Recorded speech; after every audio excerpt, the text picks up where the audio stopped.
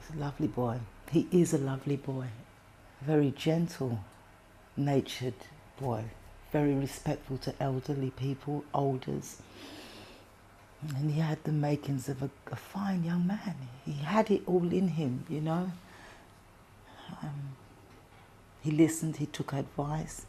So he didn't shun any advice I gave him. You could see he tried to get proactive about encouragement I gave him to make his life and change his better when he got a bit wobbly with certain areas, you know.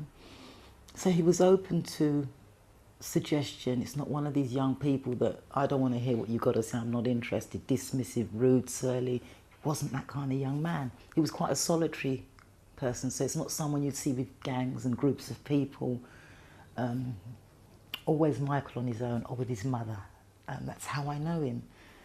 So I can't pinpoint a friend with him, who's this person. He was always on his own. He was angry. He was angry at a lot of things, like a lot of young people are. And, you know, I think one of the things is as parents, we've got these different lives going on.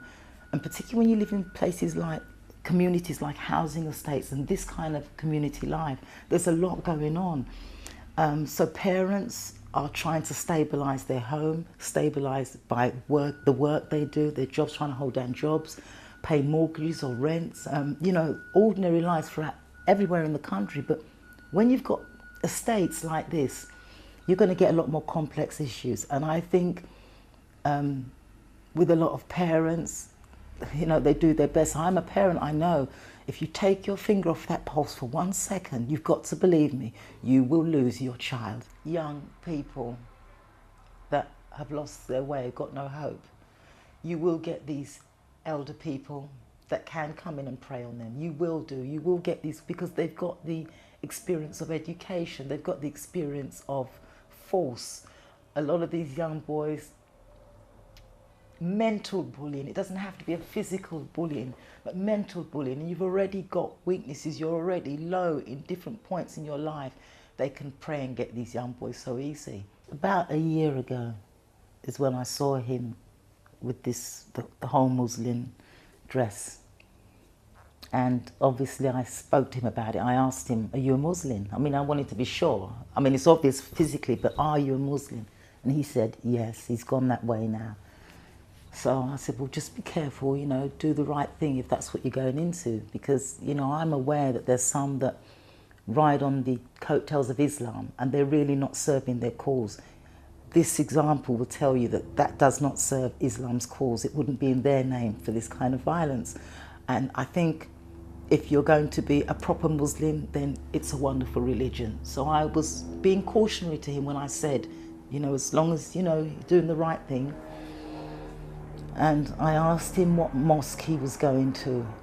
It wasn't a local mosque, and I've been trying to find this name, and I can't remember this name, but he said he goes to a mosque and he prays 3 times a day. I said, oh, so you're really, you know, you're really like an ardent worshipper? And he said, yes. And I said, well, okay, you take your eye off your children and this will happen again. And we will see a lot more of this, because if young people, they become their families. These gangs and these people that can radicalise these young children, they're only looking for the weak ones, the ones that have no support.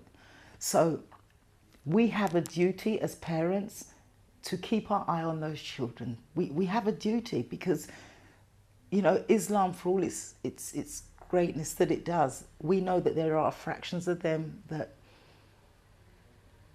radicalise our young men and turn them into what we've just seen. And parents need to be vigilant. It is your duty, if you see your children making these changes, to check that they are doing the right thing by Islam and they're not turning into getting the wrong messages about what Islam represents. And then we won't hopefully have to see more of what we're seeing.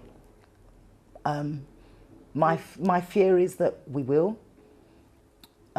because people are burying their heads in the sand. Parents need to really look at what's going on. Look at what's going on in your homes.